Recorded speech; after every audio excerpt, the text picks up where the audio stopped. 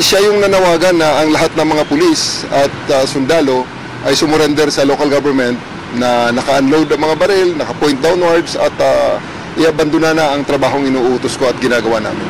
Inciting to sedition, si Presidente po ba ay binabanggit niya at kasama po dyan? Kasama sa kanyang mga binabanggit at pinabababa at gusto niyang pabagsakin ng gobyerno. So, in a democracy, lahat naman may karapatan na mag-express ng kanilang mga hinaing. That's the beauty of democracy. Pwede kang mag-express na yung opinion. However, there are limitations. So, yun mga pre, bigyan po natin ito ng reaksyon. Itong, kasi si Nicolas Torre po ay nagsalita na, no? Patungkol dito kay Dado, no?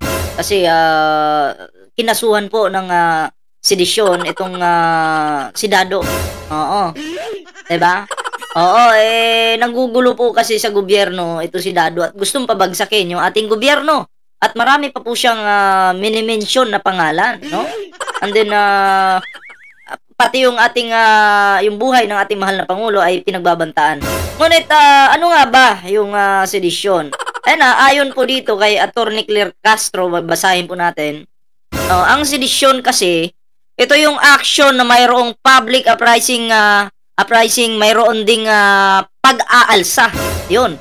May gamit na armas pero ang purpose mo lang dito is, let's say, to create hatred to a particular person or public official. Paliwanag ni Castro yan. Anya, nangyayari rin ang sedisyon kung magsasagawa ng isang pag-aalsa para hindi matuloy ang isang mahalagang pangyayari gaya ng eleksyon. Oo, katulad po ng nangyayari ngayon, hinihikayat niya po yung mga kasundaluhan at kapulisan na umanib na kina Dado. Kasi nga, itong nasa kongreso daw po, mga kongresista natin, ay pagpapatayin daw po nila. Kasama po yung ating Pangulo, tatanggalan daw po ng buhok. Diba?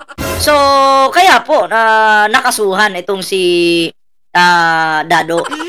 Ganon din po yung nangyari doon sa KOGC, yung mga pumalag noon. Ganon din po yung kaso nila. Okay? So, ngayon mga pre, bago po tayo magtuloy-tuloy sa ating reaction ngayon, kung meron po tayong dito, Facebook page, yan, Ballpoint Man 2.0. At syempre may TikTok din po tayo, same lang po yung pangalan. Okay? Para hindi po kayo malito. So ayan, share po natin yung ating video ngayon at sana makarating ang video na to kay Dado. Pinagpapawisan na yung itlog nun ngayon. Kumusta kaya? Dado, okay ka pa? Grabe ka kasi Dado eh. Ang yabang mo. Hindi ka namin ma-reach, Dado. Sobra-sobra yung kayabangan mo. Nagpasikat si Dado, tapos biglang nagkakaso. Agoy! Anyari, Dado. Eto na, no? Bigyan po natin ito ng reaksyon, itong mga sasabihin po ni Nicolas Torre po dito. Iyak kayo kay Nicolas Torre yan, no? Tapos ito yung sinasabi nyo nila Jason Sa at ng iba pa na hospital daw. Yan, ayan yung video. Fake news talaga. Pag mga DDS talaga, fake news eh. Wala na kayong aasahan pa sa kanila tapos pinupuri ng mga tanga. Fake news. Yan yung napala nyo. Nga. Sa Bisaya pa, tagam ka. Ito na, pakinggan po natin ito. Today I filed a case of inciting to sedition in relation to the cybercrime law.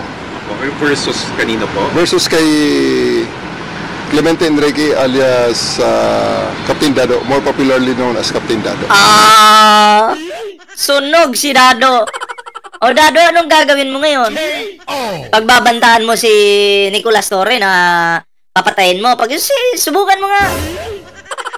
Kasi si Nicolas Torre po, pumapalag to eh. Hindi mo pwedeng basta-bastang pagbantaan to. Tatamaan ka talaga. Diba? Maniwala po kayo sa akin. Eto kung si Dado man ay makapagbigay ng komento dito kay Nicolas Torre, hindi niya po ito mumurahin. Dahil takot po si Dado dito. Hindi po yan magbabanta si Dado. Maniwala po kayo sa akin. Dahil duwag at takot po yan si Dado. Subukan mong pagbantaan. Si Nicolas Torre. Alam mo, pag sinabing Torre, tower yan. Tatamaan ka talaga. Tuloy. Typically, ano po yung mga nagawa po niya para sa kasong ito? Actually, marami eh. Kaya nandito sa... Marami kang nagawa pala. Wait lang ha. Marami. Medyo malakas yung audio. Hinaan lang po natin. Marami palang nagawa itong si Dado ng mga katangahan. At pagbanat sa gobyerno. Diba? Naku, kumusta kaya? Hindi basta-basta itong pinasok mo, Dado. Oo, medyo hassle ito eh, no? Pagkaso kasi masakit sa bangs ito. Diba? Lalo na't gobyerno ang kinakalaban itong kulangot na to. Diba? Tuloy. Complaint affidavit ko, napakaraming instance na calling for sedition against the government. And even during the time when I was the regional director of Davao, during the Hunt for Kibuloy, siya yung nanawagan na ang lahat ng mga pulis at sundalo ay sumurrender sa local government na... Tamo, tanga talaga si Dado. Di ba? Tanga ka talaga, Dado eh. Diba, nung nandun po si Nicolas Torre sa Davao, hindi nga nakapurma si Dado doon. Nung umalis po sila Nicolas Torre sa Davao, doon pa po nag-angas-angasan ito si Dado. Diba? Pansin nyo? Surrender? Ikaw pa yung mag-uutos? Anong posisyon mo? Mataas ka pa sa presidente? Eto para sa'yo, Dado, dahil may kaso ka.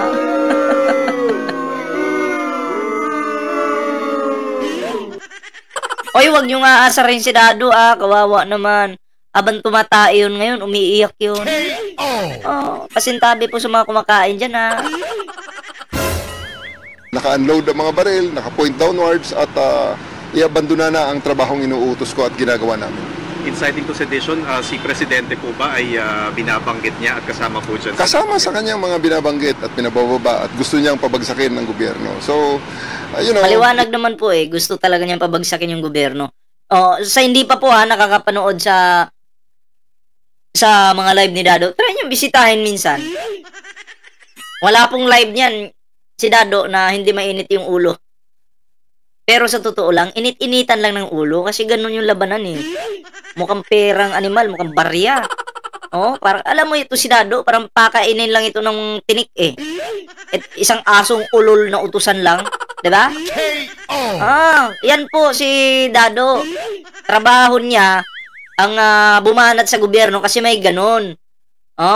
Kaso hindi ka makakalusot dito, Dado. In a democracy, lahat naman may karapatan na mag-express ng kanilang mga hinaing. That's the beauty of democracy. Pwede kang mag-express na yung opinion. Tama. However, there are limitations. May limitasyon talaga.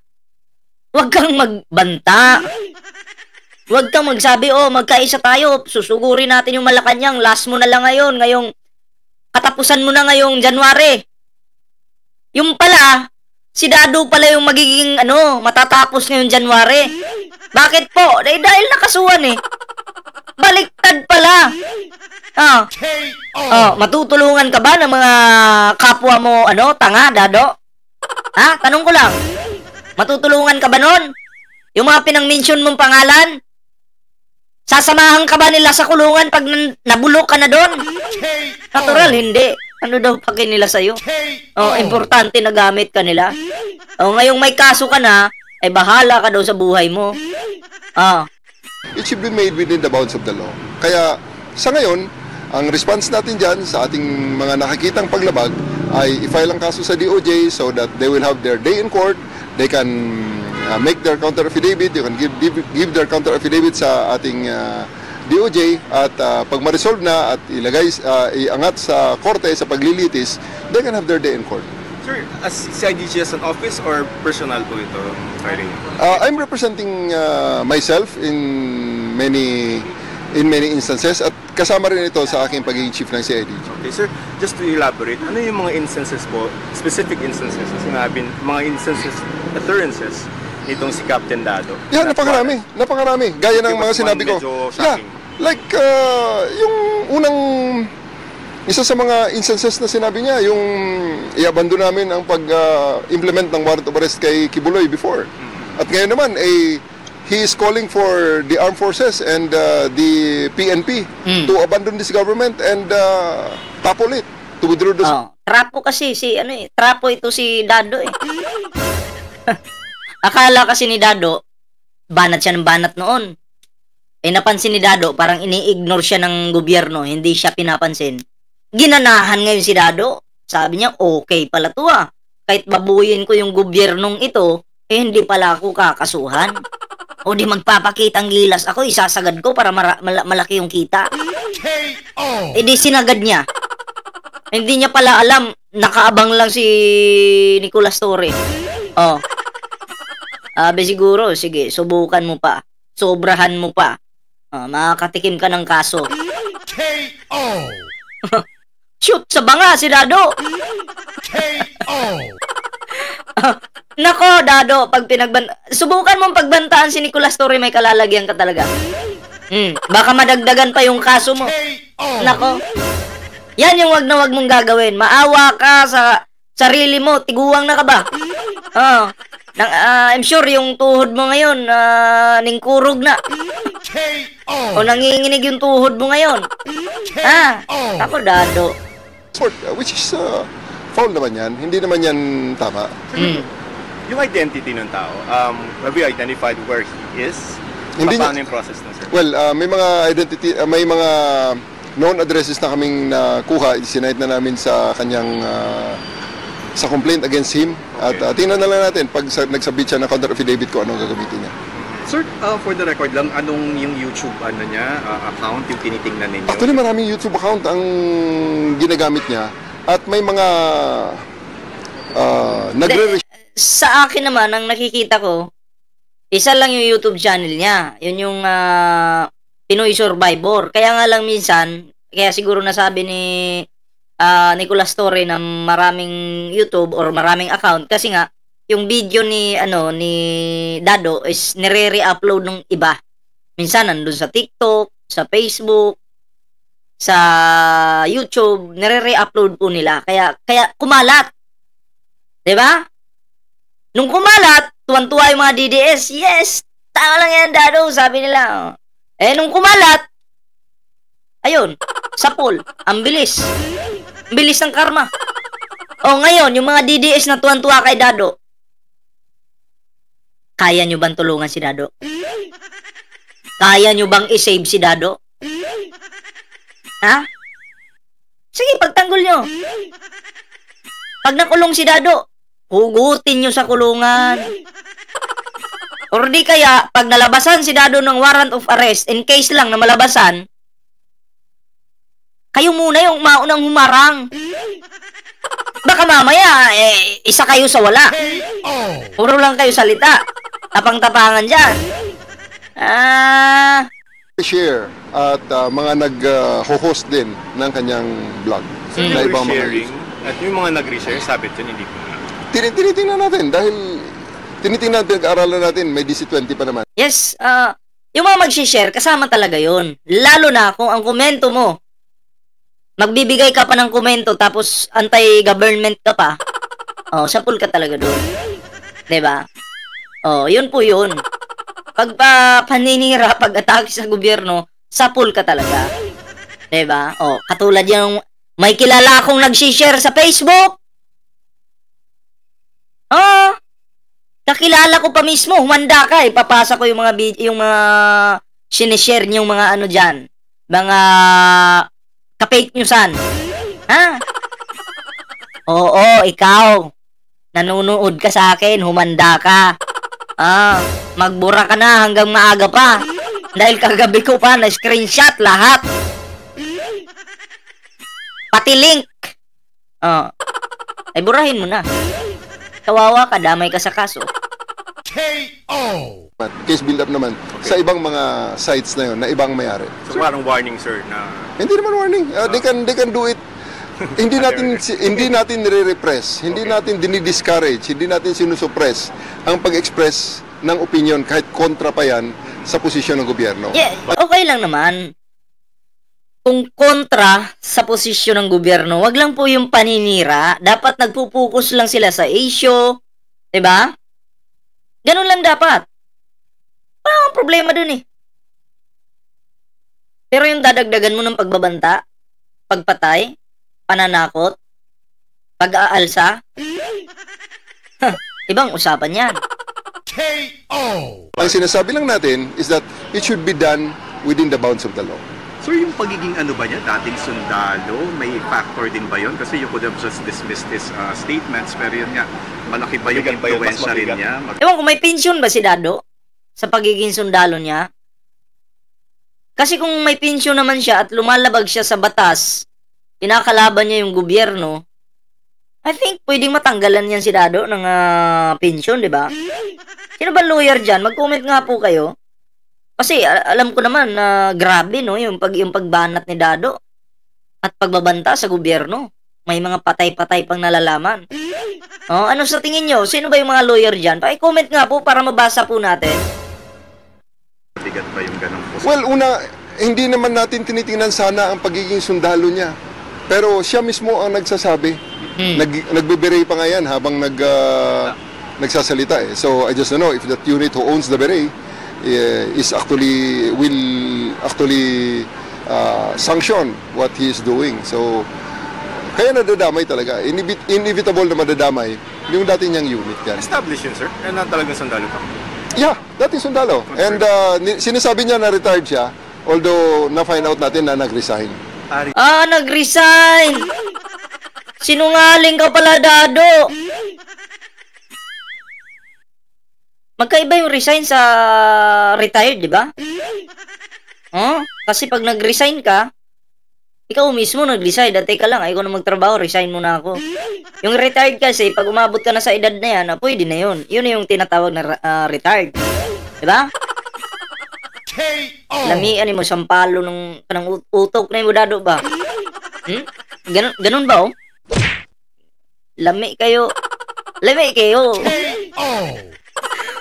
So, yun. At least, masaya tayo ngayon dahil may isa na naman tanga na mabubulok sa kulungan pag napatunayan talaga na ito ay nagkasala. No? Good luck. Maliwanag naman. Maliwanag pa sa puwet ni Dado eh. Yung kanyang mga ginawang pagkakamali at pagbabanta sa ating gobyerno. Okay? So, yun lang muna. At meron po tayong Facebook page. Ballpoint Man 2.0. TikTok. Ganun din po. Kung hindi ka pa nakasubscribe sa ating YouTube channel, huwag kalimutang mag-subscribe mga pre. Share this video. And syempre mga pre, i-like na po yung video ito. So, andito lang muna yung video natin. Ingat-ingat. Kita-kits po tayo bukas sa panibagong video.